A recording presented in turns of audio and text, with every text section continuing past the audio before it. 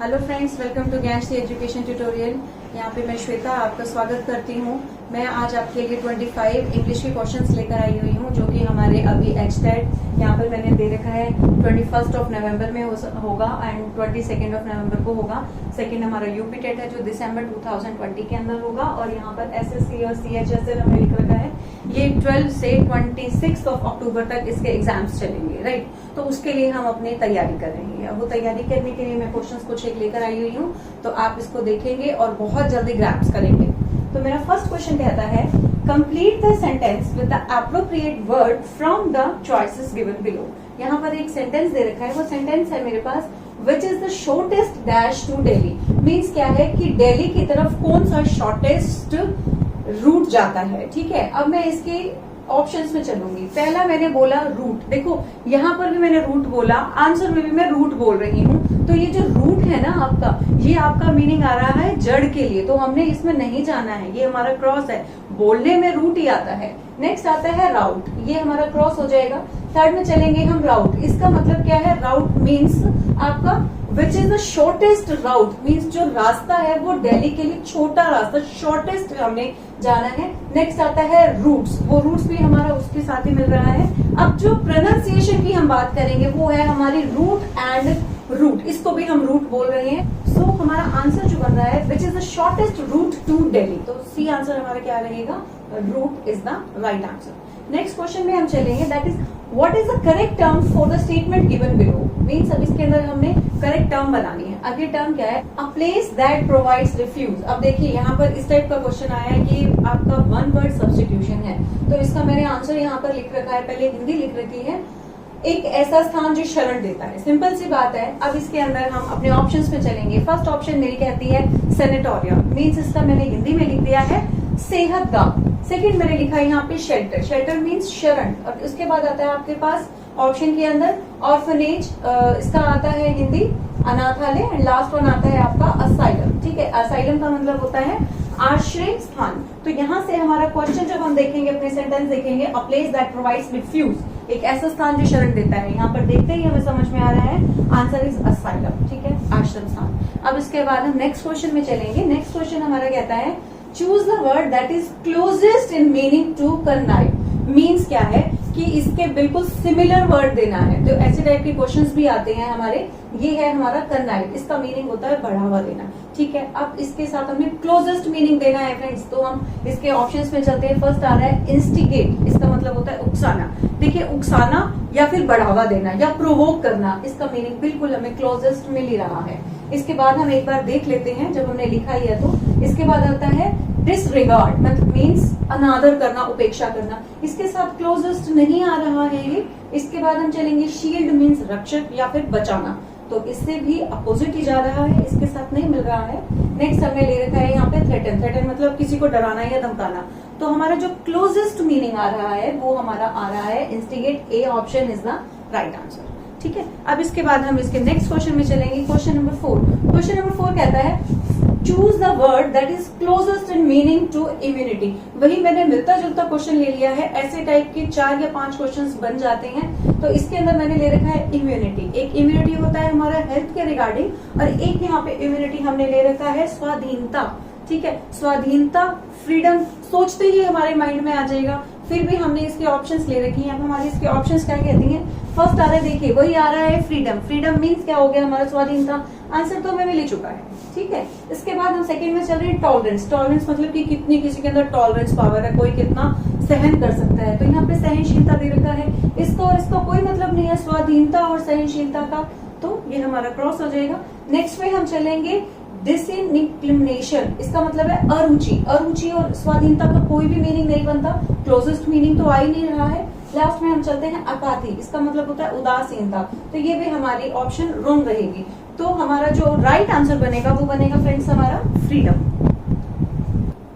जी friends, जो candidates HTET के लिए तैयारी कर रहे हैं, यूपी टेट के लिए तैयारी कर रहे हैं, या एसएससी जो भी एग्जाम के लिए, कंपटीशन एग्जाम के लिए तैयारी कर रहे हैं, तो प्लीज प्लीज प्लीज आप ये वीडियो देखिए, क्योंकि इसमें से बहुत सारे क्वेश्चंस में भी आपके क्वेश्चन पेपर में आ जाएं। तो हम स्टार्ट करते हैं हमारा next question number 5, that is complete the sentence with the appropriate word from the choices given below. इस टाइप के हमारे पास सेंटेंसेस आएंगे। अब हमारे पास सेंटेंस आ रहा है all his efforts were in when. बोलने में ही वेन आ रहा है, जिसकी स्पोकन थोड़ी सी अच्छी है ना, वो चाहे रूल्स ना भी करे, उसके स्पोकन में ही आंसर निकल आएगा। तो हम यहाँ पर कह रहे हैं कि उसने जितने भी एफर्ट्स डाले थे वो सारे के सारे वेस्ट हो गए, मतलब निरर्थक हो गए, उसने जितना कुछ भी किया। तो हम इसके अकॉर्डिंग देखते हैं हमारी ऑप्शन। हमारी फर्स्ट ऑप्शन कहती है वेन। वेन का मतलब होता है पतन, तो नहीं आ सकता, हमारा ये आंसर रॉन्ग है। नेक्स्ट में चलते हैं वेन। देखिए हमें आंसर मिल गया है यहाँ पर। वेन मीन्स निरर्थक, मीन्स अनप्रोडक्टिव ऑफ सक्सेस, मतलब आपने जितनी भी कोशिश करी, मेहनत करी, वो सारी आपकी वेस्ट गई। नेक्स्ट आता है वेन। देखो बोलने में दोनों ही वेन आ रहे हैं, लेकिन ये नस जो हमारे यहाँ पर वेन्स होती हैं, जिसको हम बोलते हैं नाड़ी या वेन्स, जो भी आप बोलते हैं, तो ये मीनिंग आ रहा है इसका। नेक्स्ट आता है आपके पास वैन। ठीक है, तो बोलने पे ही ये वैन आ रहा है, तो इसका मतलब सबको ही पता है, दैट इज गाड़ी। तो हमारा आंसर यहाँ पे आ रहा है, अगर हम इसको फिल करेंगे तो all his efforts were in when, means निरर्थक गए। इसके बाद हमारे पास नेक्स्ट क्वेश्चन आता है, question number 6, that is choose the correct meaning of the word disport. Means इसका अब हमने मीनिंग लिखना है कि ये क्या है मीनिंग। इसका मतलब हमारे लिए क्या होता है, जैसे कुछ दिल बहलाना। मैं यहाँ पे लिख भी देती हूँ ताकि आपको प्रॉब्लम ना हो। अब इसके ऑप्शंस पे चलेंगे। फर्स्ट ऑप्शन आ रही है टू अम्यूज। अम्यूज मैंने यहाँ पे हिंदी में लिख दिया है मनोरंजन के लिए, तो आंसर तो मिल ही गया हमें, हमारे फर्स्ट पार्ट में आंसर मिल रहा है। फिर भी हम आगे देख लेते हैं, क्या पता इससे मिलता जुलता कुछ और मिल जाए। सेकंड आता है हमारे पास टू ब्रैग, मीन्स डींगे मारना, तो नहीं हो सकता, ये हमारी ऑप्शन रॉन्ग है। नेक्स्ट में चलते हैं टू स्पॉइल। स्पॉइल मीन्स खराब करना, तो इसका मतलब ही नहीं बन रहा। यहाँ पे आ रहा है हमारा दिल बहलाने के साथ कोई मीनिंग ही नहीं इसके साथ मैच करता।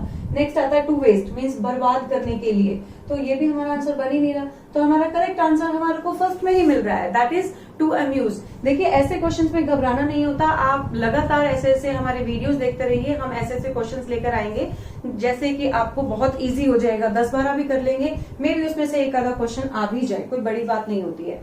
नेक्स्ट हमारा क्वेश्चन आता है ग्रामर से। अब ये ग्रामर हमारी क्या बोल रही है, complete the following sentence by most appropriate choice. मतलब अप्रोप्रिएट चॉइस, आपको मल्टीपल चॉइसेस गिवन है, अब उसमें से आपको बहुत सही जो आपको ठीक लग रही है वो लगानी है।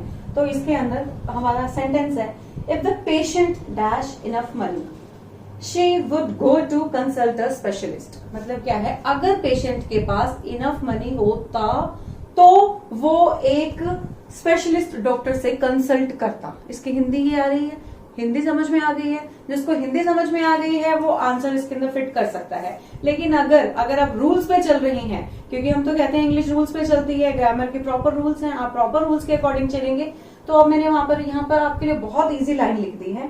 इसके अंदर लिखा हुआ है, यदि वाक्य इफ से स्टार्ट हो। देखिए इफ से स्टार्ट हो रहा है, पहली कंडीशन मिल रही है। सेकंड, और दूसरे भाग में वुड के साथ वर्ब की फर्स्ट फॉर्म हो। देखिए वुड के साथ फर्स्ट फॉर्म है हमारे वर्ब की गो, तो इफ वाले भाग में वर्ब की सेकंड फॉर्म का प्रयोग होता है। तो मैंने यहाँ पे लिख दिया है। अब हम यहाँ पर अपने ऑप्शंस में चलते हैं। फर्स्ट ऑप्शन हमारी आ रही है हैड। हमें बिल्कुल क्लियरली हमें आंसर ही मिल गया है। If the patient had enough money, अगर पेशेंट के पास इनफ मनी होता, ठीक है। तो सेकंड ऑप्शन में आपको दे रखा है हैड नहीं आ सकता इसके अंदर। नेक्स्ट आ रहा है वुड हैव नहीं आ सकता, क्योंकि एक वाक्य के अंदर 2 वुड नहीं आप यूज करेंगे। लास्ट आता है आपके पास वॉज हैविंग। अब यहाँ पर ये ऑप्शन भी बिल्कुल आपकी रॉन्ग है, तो ये आंसर भी नहीं आ सकता है। तो हमारी जो फर्स्ट ऑप्शन है वो हमें बिल्कुल क्लियरली मिल रही है, with the rule and with the spoken English, had answer is correct.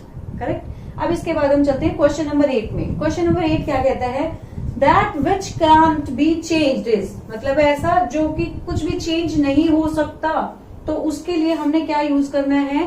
First आ रहा है हमारे पास रिवोकेबल, मीन्स स्थिर, या फिर इसको हम डायनामिक नहीं बोल के हम इसको बोल सकते हैं स्थिर मीन्स स्टैटिक, मीन्स जो चीज चेंज नहीं हो सकती है वो होती है इरवोकेबल। सेकंड आता है आपके पास इररेलेवेंट, मीन्स असंगत नहीं हो सकता। फर्स्ट आंसर तो हमें मिल ही चुका है। फिर भी आगे हम ऑप्शन में चलेंगे। सी ऑप्शन कहती है इम्प्रेनेबल, ये हमारा क्रॉस हो जाएगा। इसका मीनिंग बन रहा है अभेद्य, ये अखंडनीय, अकाट, मीनिंग इसका ये होता है। तो इसको हमने अभेद ना पढ़ के अभेद मीन्स ये अलग टाइप का अखंड, जिसके टुकड़े नहीं हो सकते, जिसको भेदा नहीं जा सकता है, कुछ इस टाइप का मीनिंग इसका बनता है।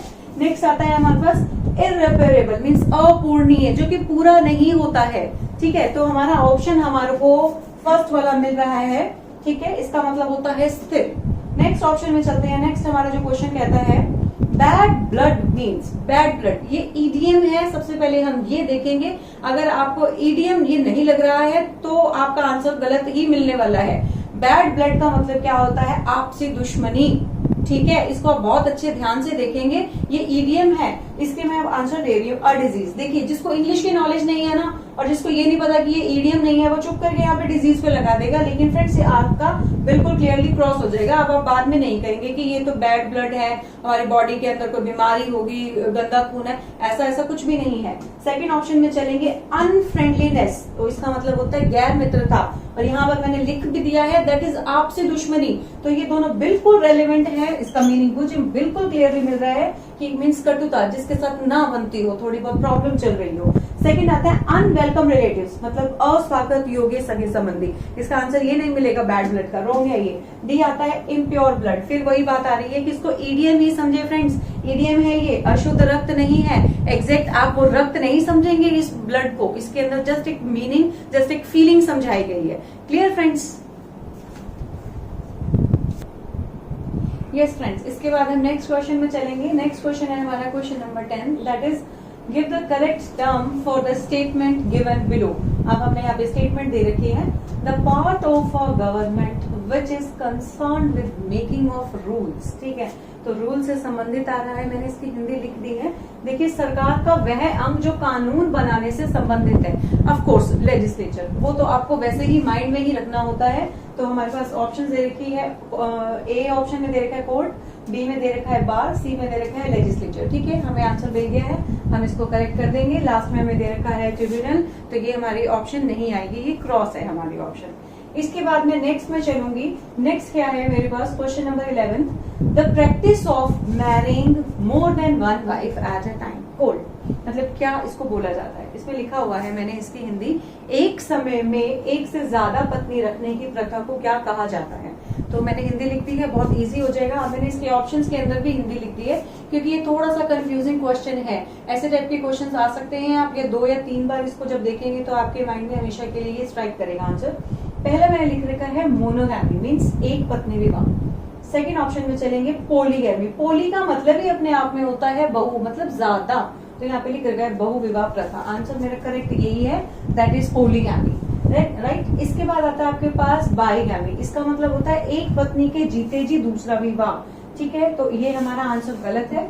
इसके बाद हम चलेंगे पोलीएंड्री, ये है इसका मतलब बहुप्रति प्रथा, तो ये भी हमारा क्रॉस हो जाएगा। तो इसके हमारी करेक्ट ऑप्शन रहेगी option number B, that is polygamy, बहु विवाह प्रथा। राइट आंसर इसका हमारा बी रहेगा, पोलीगैमी।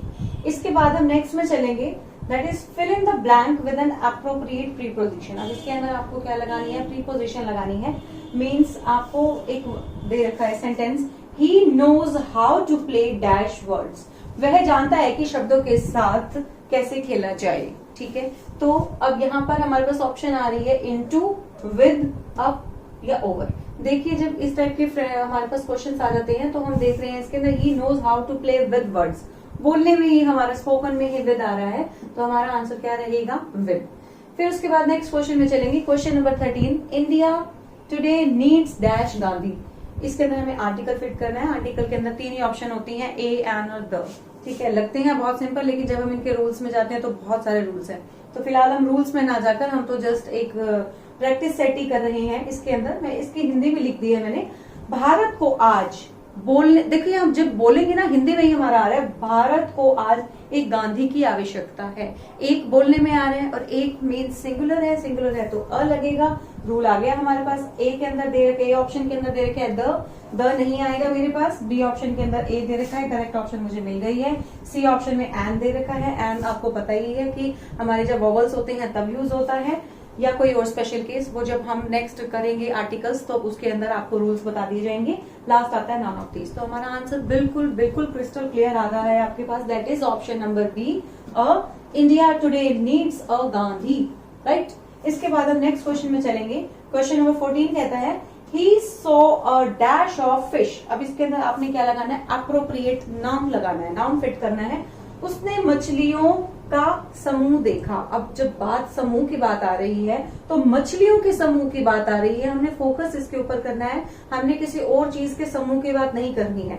समूह के अंदर देखिए यहाँ पे दे रखा है अ शॉल। आंसर ये देखो, कुछ चीजें ऐसी हैं, करेक्ट है हमारा शॉल आंसर। हमें कुछ चीजें लर्न करनी पड़ेंगी, ठीक है, तो हमें लर्न करने पे ये चीज याद रही। ऐसे तो पैक भी हो सकता है, लेकिन जब हम बात करें मछलियों की, फिश की, तो हमारे पास आंसर शॉल आ जाएगा। बी ऑप्शन में पैक दे रखा है, सी ऑप्शन में स्कूल दे रखा है, डी ऑप्शन में बंच दे रखा है, लेकिन जब बात फिश की हो रही है तो हमारे पास राइट आंसर क्या बनेगा, शॉल, राइट। इसके बाद मैं अपने 15th क्वेश्चन में चलूंगी। बोलते ही क्लियर हो रहा है, देखिए डोंट मेक अ नॉइज, जो प्लीज, साथ में प्लीज भी दे रखा है। तो अब आप लोग भी भावी टीचर्स ही बनने वाले हैं, या आपने कोई भी कंपटीशन एग्जाम क्लियर करना है, छोटे थे पढ़ते थे तो टीचर्स भी हमें बोलते थे please don't make a noise.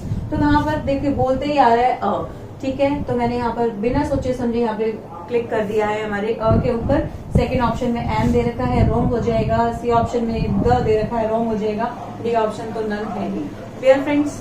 Yes friends, अब हम चलेंगे आगे। Question number 16, the antonym of consent is consent. Consent का मतलब क्या होता है, सहमति। अभी भी जैसे गवर्नमेंट लिखवाती है कि अपना कंसेंट फॉर्म दें या अपनी कंसेंट दें, मीन्स अपनी सहमति दें।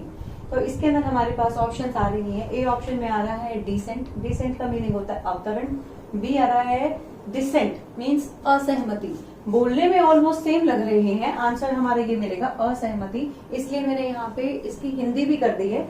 सी ऑप्शन में आ रहा है आपके पास डिसेंट। डिसेंट तो हम बोलते हैं ना कि कितना डिसेंट है इसका नेचर, मीन्स सभ्य। और डी इसके ऑप्शन में आ रहा है असेंट, मीन्स अनुमति, ठीक है। तो इसका हमने क्या बताना है, एंटोनिम। एंटोनिम मतलब उसका जस्ट उल्टा, अपोजिट। तो यहाँ पे दे रखा है कंसेंट, तो इसका क्या आ जाएगा, डिसेंट। क्लियर? इसके बाद हम चलते हैं क्वेश्चन नंबर 17 में। इसी से ही मिलता जुलता उठा रखा है मैंने, the synonym of disagreement is. तो मैंने इसकी हिंदी लिख रखी है असहमति, तो इसका हमने सिनोनिम बताना है। सिनोनिम मीन्स उससे मिलता हुआ शब्द बताना है। वही डिसेंट, मैंने वही सेम बता दिया यहाँ पे, अवतरण। बी आ रहा है आपके पास डिसेंट मीन्स असहमति, आंसर मुझे मिल गया। B option is my correct option, that is dissent. C option में आ जाता है डिसेंट, दैट इज सभ्य। एंड फोर्थ में आ रहा है डिसेंट, मतलब उतरना। तो हमारे पास ऑप्शन जो मिल रही है हमें, वो बी ऑप्शन करेक्ट आंसर मिल रहा है। इसके बाद हम चलेंगे क्वेश्चन नंबर 18 में। क्वेश्चन नंबर 18 इस टाइप के क्वेश्चंस आते हैं हमारे पास, एक आधा तो हमें इसके अंदर मिल ही जाएगा। तो ऐसे ही 20 या 30 वर्ड्स हैं, तो आप लोग उसे याद कर लें, आपके लिए दिक्कत नहीं आएगी। थोड़ा सा टाइम लगेगा, थोड़ा सा क्रैम करना पड़ेगा आपको। मैंने यहाँ पे हिंदी लिख दी है, आपको थोड़ा बहुत इजी हो जाएगा। The study of ancient studies, मतलब एंशियंट मतलब प्राचीन, प्राचीन समाज का अध्ययन। ऐसी स्टडी को क्या बोला जाता है, ऐसी स्टडी को हम बोलते हैं, यहाँ पे हमारे पास ऑप्शंस आ रही हैं। ए ऑप्शन में आ रहा है एंथ्रोपोलॉजी मीन्स मानव शास्त्र। सेकंड में आ रहा है आर्कियोलॉजी मीन्स पुरातत्व विज्ञान, ठीक है ना। पुरातत्व हमारा किस लिए होता है, प्राचीन समाज का अध्ययन, उसकी स्टडी को हम क्या बोलते हैं, आर्कियोलॉजी। तो ये लर्न करने की चीजें हैं, आप प्लीज लर्न करें इसको। सी ऑप्शन में आता है हिस्ट्री, हिस्ट्री मीन्स इतिहास। एंड डी ऑप्शन में आ रहा है एथनोलॉजी मीन्स मानव जाति विज्ञान। तो हमारे पास जो आंसर मिल रहा है वो आ रहा है आपका archaeology, correct. Next question, question number 19, that is this book consists of 10 chapter. देखिए मेरा बोलते ही अपने आप ही आंसर में निकला ऑफ। तो ये बचपन में ही रूल करवा दिया गया था कि कंसिस्ट के बाद जब भी आपका स्पेस खाली है, फिल इन द ब्लैंक करना है आपको, तो अपने आप ही ऑफ आता है। आप तो इसको, इस चीज को तो अच्छे से ही क्रैम कर लीजिए, that will be better for you in your future. तो मुझे और किसी ऑप्शन में ना जाके सीधा ही मैं ऑफ देखूंगी, ऑफ में फिट कर दूंगी, राइट। इसके बाद मैं चलती हूँ क्वेश्चन नंबर 20 के अंदर। Choose the misspelled word from the following. अब क्या है कि हमने मिसस्पेल्ड वर्ड ढूंढना है। तो देखो सारी स्पेलिंग अगर आप दिमाग में रखोगे तो ठीक है। अब हमने क्या करना होता है, अपने रनिंग हैंड से लिखने की कोशिश करनी होती है। तो यहाँ पर हमने देखा बिलीव, आप लोग खुद लिख कर देखेंगे अपने पेपर के ऊपर, जो भी आपको पेपर मिलेगा, तो ये ठीक आ रही है। सेकंड आ रहा है रिसीव, रिसीव की स्पेलिंग भी ठीक है। थर्ड आ रहा है कंसीव, कंसीव की स्पेलिंग भी ठीक है। क्या है बिलीव, बोलने में बिलीव आ रहा है, तो स्पेलिंग इसकी करेक्ट है BEREAVED। तो आप इसको रनिंग हैंड में एक बार 2 बार लिखने की प्रैक्टिस कर लेना, वो ठीक रहेगा। और इसका मीनिंग मैंने यहाँ पे लिख दिया है वंचित, या फिर इसका जो मीनिंग है वो शोकाकुल भी हो सकता है। Clear friends? अब इसके बाद क्वेश्चन नंबर 21 में चलेंगे। Free from error, 1 word substitution है, ऐसे आपको लर्न करने पड़ेंगे। ऐसे बहुत सारे वर्ड्स होते हैं, तो मैंने यहाँ पे ले रखा है free from error, that is त्रुटि रहित, मतलब जिसके अंदर कोई भी प्रॉब्लम ना हो, बिल्कुल एक्यूरेट हो। देखो बोलने में अपने आप ही आ गया एक्यूरेट, तो मुझे आंसर मेरा बिल्कुल क्लियरली मिल रहा है एक्यूरेट। आगे चलते हैं, मतलब होता है इसका सटीक। इसके बाद चलते हैं अबोलिश। अबोलिश का मतलब होता है समाप्त करना या फिर रद्द करना, तो त्रुटि रहित इसके अंदर नहीं आ सकता, तो ये क्रॉस है। सी ऑप्शन में मैंने ले रखा है एक्मे। एक्मे का मतलब होता है परिपूर्णता, तो ये भी नहीं आ सकता, और डी तो है ही नहीं, तो ये हमारा आंसर बनेगा फ्री फ्रॉम एरर का accurate. Question number 22, life history of man written by himself from the following, means अपने द्वारा लिखी गई स्वयं की जीवन गाथा। ठीक है, तो मतलब अपने आप की जब लिखनी आती है तो इसके अंदर ऑप्शन आ रही है बायोग्राफी मीन्स जीवनी, सेकंड आती है ऑटोबायोग्राफी। ऑटोबायोग्राफी हमारा राइट आंसर है, मीन्स अपने द्वारा लिखी स्वयं की जीवन गाथा, life history of man written by himself. इसको देखते ही हम यहाँ पर किसके ऊपर क्लिक कर देंगे, ऑटोबायोग्राफी के ऊपर, ये हमारा राइट आंसर रहेगा। सी आता है हमारे पास फ्लेक्सोग्राफी, ये हमारा रॉन्ग रहेगा, डी नन ऑफ दीज। इसके बाद हम आगे चलते हैं क्वेश्चन नंबर 23 में, visual art related to writing is called, means लेखन से संबंधित दृश्य कला को, दृश्य कला मतलब यहाँ पर पहले हमने लिख रखा है विजुअल आर्ट, ठीक है, मीन्स जो देखने से संबंधित होता है, तो यहाँ पे आ जाएगा दृश्य कला को क्या कहा जाता है। तो सबसे पहले ऑप्शन दे रखी है बिब्लियोग्राफी, ग्रंथ सूची, नहीं है ये आंसर। बी ऑप्शन में चलेंगे हम बायोग्राफी मीन्स जीवनी, बिल्कुल भी नहीं है ये आंसर। सी ऑप्शन में दे रखे हैं कैलीग्राफी, मीन्स इसका क्या होता है हस्तलिपि या फिर हमारे लिखावट, तो इसको तो देखा ही जा सकता है ना, इसीलिए हम इसको बोलेंगे कि ये हमारी करेक्ट आंसर है, डी नन ऑफ दिस, उसमें हमने जाना नहीं है।